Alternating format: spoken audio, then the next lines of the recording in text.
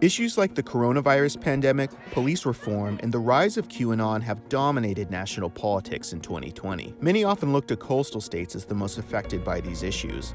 But in no state are they more visible than Georgia. In fact, the state's politics are changing so rapidly that election pollsters like 538 and Survey USA now classify it as purple. And with early voting already underway, many wonder which way it will swing in November. But how did this once deeply red state transition so quickly? Yep, we still in line. Yep, ain't going nowhere. Right here.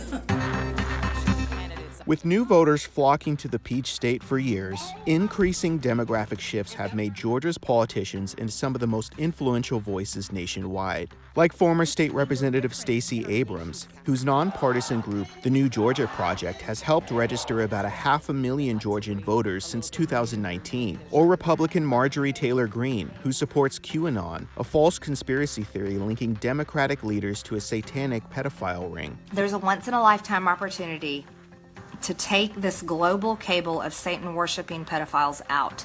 And I think we have the president to do it. Her highly conservative district in northern Georgia is likely to win her a seat in the House of Representatives this election. The changing demographics of Georgia pointed to a trajectory that was different in our politics. It's also happened at a time that we've experienced a lot of demographic changes in the state with new voters, new people, from demographic categories that are more favorable to the Democratic Party. But you can't discuss Georgia without recognizing its impact on the nation's COVID-19 response. Atlanta is home to the Centers for Disease Control and Prevention. While the CDC has been at the center of the Trump administration's coronavirus response, the same can't always be said about Republican Governor Brian Kemp. Have been in a battle for a long time with COVID-19. In April, he issued a statewide shelter-in-place order, only to roll it back a few weeks later. And in July, he sued the city of Atlanta to block a face mask ordinance mandated by Democratic Mayor Keisha Lance Bottoms.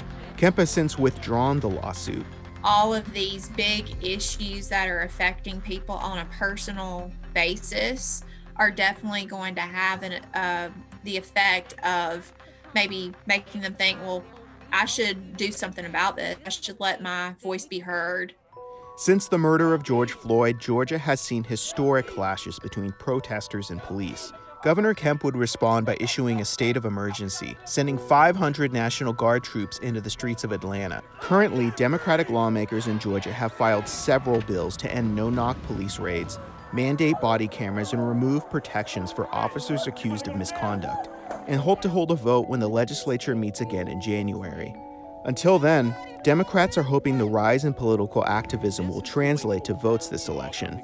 The last time a Democratic presidential nominee won Georgia was 1992, but some say the state has always been purple, and it's only now that voter registration and turnout are beginning to reflect that. On the first day of early voting, many voters in Atlanta endured 8-hour waits just to cast their ballots. And in early October, the Secretary of State reported that 7.5 million Georgians were registered to participate in this election. But whatever direction Georgia leans this November, the state is likely to continue influencing politics for years to come. Rural turnout and urban turnout, suburban turnout, that's going to be key to this election too. And it will be key to determining if Georgia is red, pink, purple, or one day blue.